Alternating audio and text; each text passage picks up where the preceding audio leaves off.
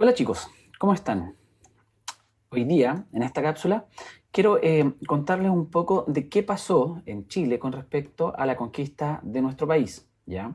Habíamos visto un poco con respecto a todo lo que había pasado en Latinoamérica. Ahora nos vamos a concentrar en Chile y cómo esto terminó afectando también en nuestra vida cotidiana para más adelante, ¿ok? Les voy a compartir entonces la pantalla y partimos. Les recuerdo en todo caso, una vez más, que estamos viendo materia de quinto básico, ¿ya? Y lo que nosotros vamos a empezar a ver hoy día tiene que ser con respecto a esto.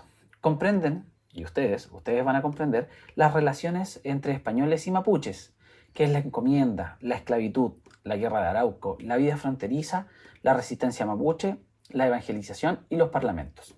¿Ok? Bueno, para que nosotros podamos comenzar, tenemos que volver a esta imagen. ¿Se acuerdan de esto? Lo vimos en la cápsula anterior.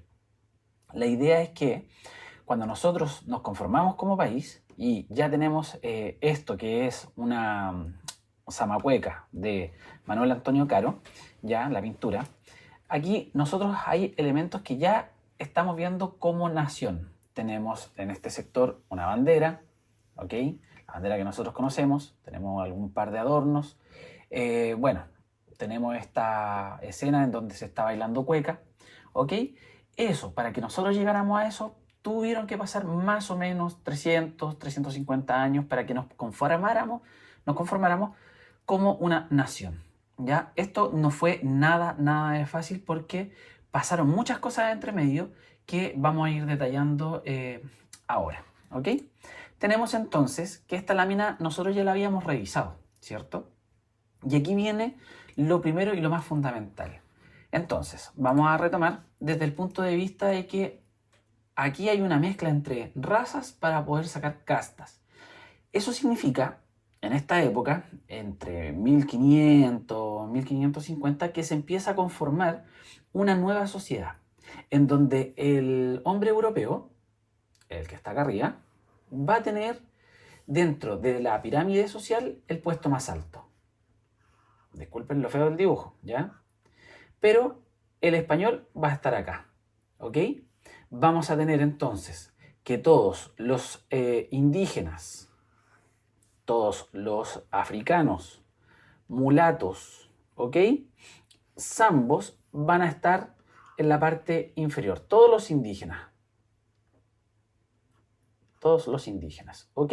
Y el mestizo va a empezar a ocupar todo el sector medio de esta pirámide, ¿ok? ¿Por qué? ¿Por qué pasa esto? Básicamente porque se le da mucha importancia al español.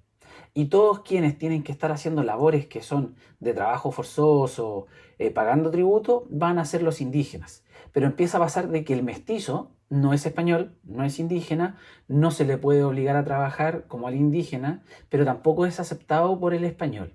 Por lo tanto, empieza de a poco a nacer una sociedad mestiza y ahí vamos a empezar a conformar nuestra identidad. ¿Ok? Ahora, esto no fue para nada fácil, ¿ya?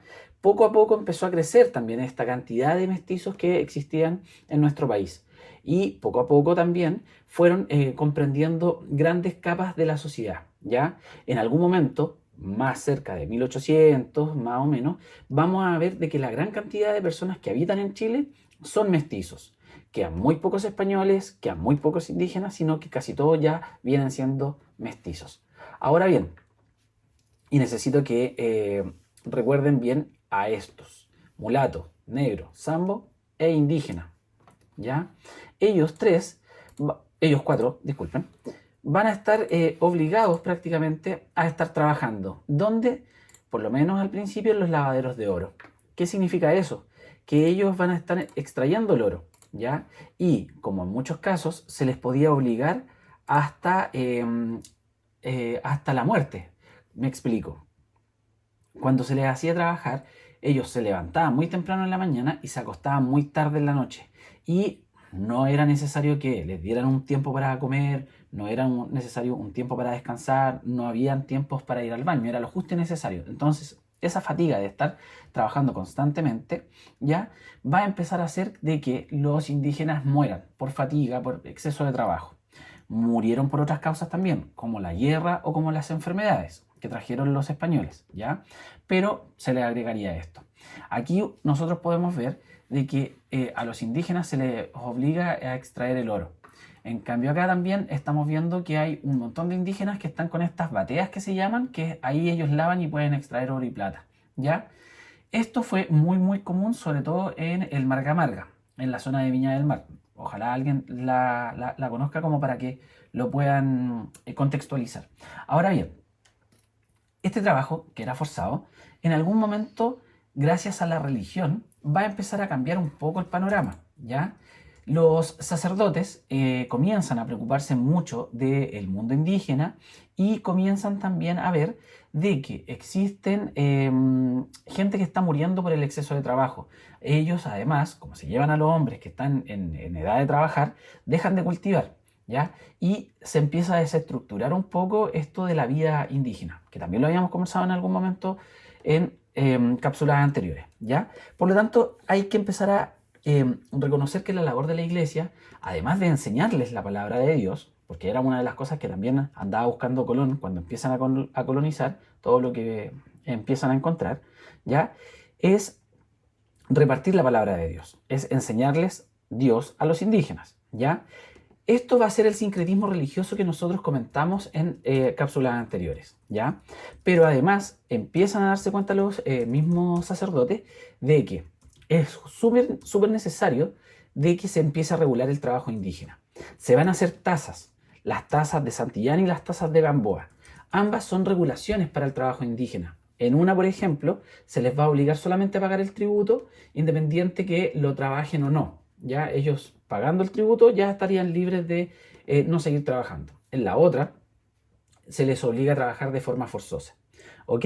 Por lo tanto, la evangelización, esto de enseñar el evangelio, enseñar la palabra de Dios, en Chile y en otras regiones de Latinoamérica, fue súper importante, tanto por el sincretismo religioso que se terminó armando, sino que también porque abogaron por los derechos de los indígenas para poder trabajar, ¿ya? Eso es súper importante que lo podamos comprender. Pese a que los indígenas estaban recibiendo la palabra de Dios, pese a que los indígenas en muchos casos le tenían muy buena a algunos sacerdotes, hubo indígenas que no toleraron esto de que los estuviesen constantemente esclavizando, porque también es un tema de esclavitud esto, ¿ya? Entonces se alzaron en armas. Tenemos a Lautaro, tenemos a Colo Colo, tenemos a Michimalonco, que son varios caciques. Ellos son los que mandan en la guerra. Ellos llevan entonces la guerra hacia los españoles para poder librarse un poco de toda esta esclavitud y toda esta encomienda. A ver, la encomienda es un tipo de trabajo indígena, ¿ya? Que iba a terminar siendo regulado por todas las solicitudes de los sacerdotes, ¿ok? Pero, como les comentaba, a los indígenas no les parecía esto. Entonces estaban bien cansados de los abusos de los españoles. Por eso que se terminaron armando guerras. Y como el pueblo mapuche, le había comentado en otras cápsulas, no se dejó ni dominar por los incas, tampoco lo iba a terminar haciendo por los españoles. Por lo tanto, dieron harto la pelea. Estuvieron años tratando de defenderse de todo el abuso español, ¿ok? Es tanto así que muchos historiadores, tanto en Chile como en el mundo, van a hablar desde que llega Diego de Almagro, recuerden, nuestro primer descubridor, ¿ya? En 1536, hasta que termina con la pacificación de la Araucanía en 1882. Ya habíamos proclamado la independencia en 1810, o sea, pasaron muchos años, 346 prácticamente, ¿ya? En donde se le va a llamar la Guerra de Arauco. ¿Por qué? Porque los indígenas constantemente estuvieron en conflicto con los españoles, ¿ya? Por lo tanto, vamos a tener que tener en cuenta que la Guerra de Arauco va a ser un tremendo proceso en donde los indígenas constantemente intentan librarse del dominio español. Y así todo va a ser muy complicado y hasta hoy en día, o sea, lo hemos visto en la televisión que el conflicto mapuche sigue estando, ¿ya?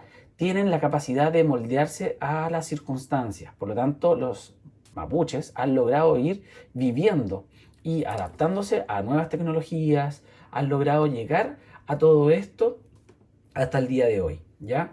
Así que es un pueblo que ha sido un pueblo guerrero desde mucho antes que llegara el español hasta el día de hoy. Ya hay que tenerlo en claro eso. ¿Ok? Bueno, la guerra de Arauco entonces va a traer varios problemas en sí. ¿Ya? Ahora, cuando nosotros hablamos de guerra de Arauco, estamos hablando de una gran cantidad de años. Pero eso no significa que en algún momento esa cantidad de años hayan habido periodos de paz, periodos pacíficos, ¿ya? Y eso va a llevar a esta imagen, en donde vamos a ver entonces por un lado a los españoles y por otro lado a los indígenas, ¿ya? Cuando hubo paz, hubo una mezcla, ¿se acuerdan de eso? Del sincretismo religioso, en donde se mezclan las cosas y se termina armando una nueva. Aquí va a pasar exactamente lo mismo.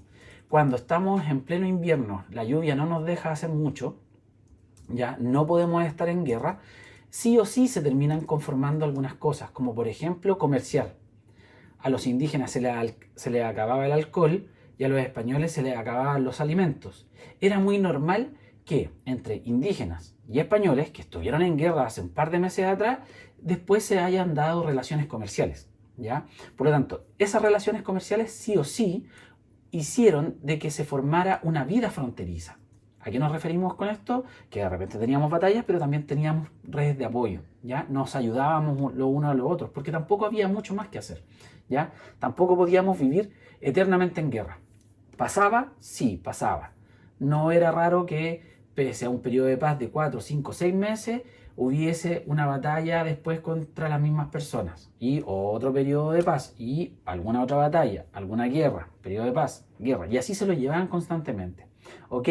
Por lo tanto, cuando nosotros hablamos de vía fronteriza, estamos hablando de los periodos de paz, y en estos periodos de paz pasaba algo muy extraño también. De repente se juntaban a conversar, y a eso nosotros les vamos a llamar parlamentos, en donde un representante de los españoles y un representante de los indígenas lograban conversar por 1 o 2 días y llegaban a acuerdo. Ok, nosotros no los vamos a atacar y necesitamos caballos. Ok, nosotros vamos a darles caballos, pero ustedes tienen que entregarnos comida. Ok, y así se lo llevaban, ¿ya?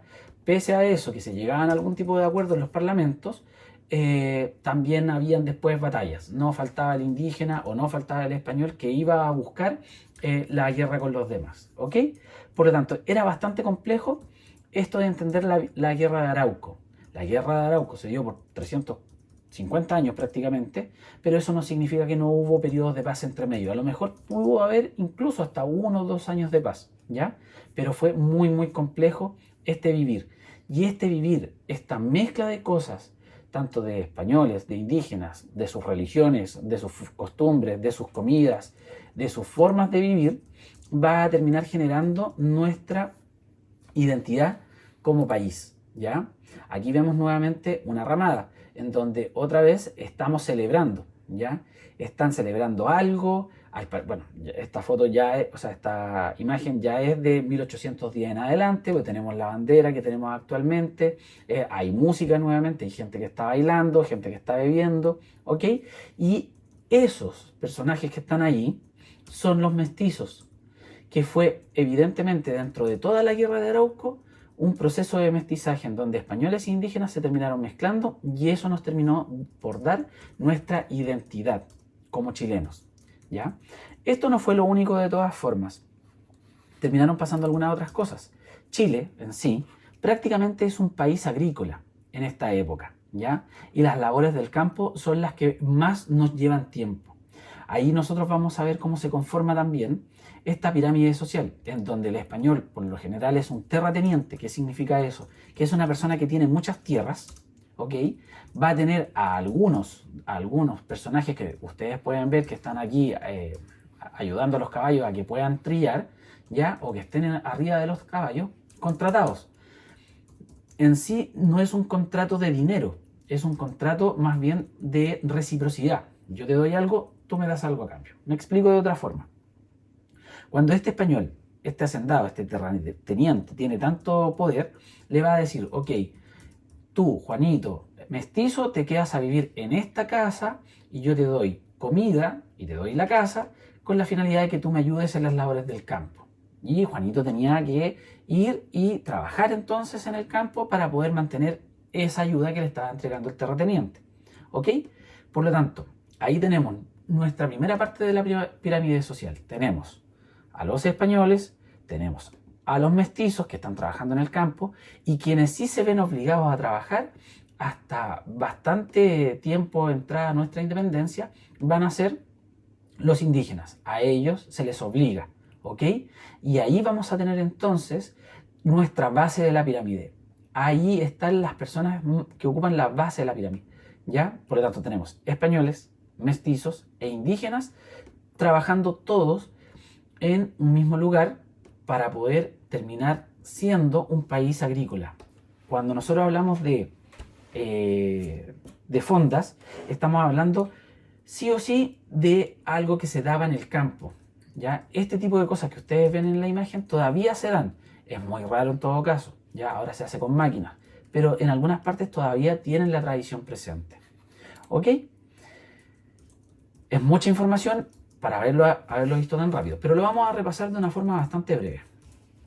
En la colonia vamos a tener a los mapuches, que se enfrentaron a los españoles en la guerra de Arauco. ¿Ya? La guerra de Arauco se va a dividir en tres: ofensiva, defensiva y relaciones fronterizas. ¿Ok? ¿Vamos a tener otros pueblos? Sí, van a existir, como todos los que vemos acá: picunches, cahuéscar, atacameños. ¿Ok? Ellos también van a estar obligados, pero básicamente el gran grueso de los indígenas son mapuches. ¿Ok? Vamos a tener que se relacionaron con los españoles mediante la Iglesia Católica. Esto del rol evangelizador. Y aquí va a salir este sincretismo que va a ser cultural. Comida, ropa, formas de vivir, religión. ¿Ok? Los españoles trataron de regular un poco las formas de trabajo y apareció la encomienda, la mita, el asiento. Y también crearon esta legislación que yo les comentaba, como por ejemplo las tasas. La de Santillán y la de Gamboa son las más conocidas, ¿ya? Bueno, la que se terminó por quedar fue la de Santillán. Se puso por sobre las otras tres, ¿ya? Y en la actualidad, pese a que murieron tantos indígenas, todavía nos quedan algunos, como mapuches, aymaras, atacameños, collas, rapanui, yámanas y cahuéscar, ¿ok? Bueno, chicos, la idea entonces es que en la próxima cápsula nosotros podamos seguir viendo cómo nos conformamos como sociedad en esta época. Bueno, nos vemos más adelante. Hasta luego.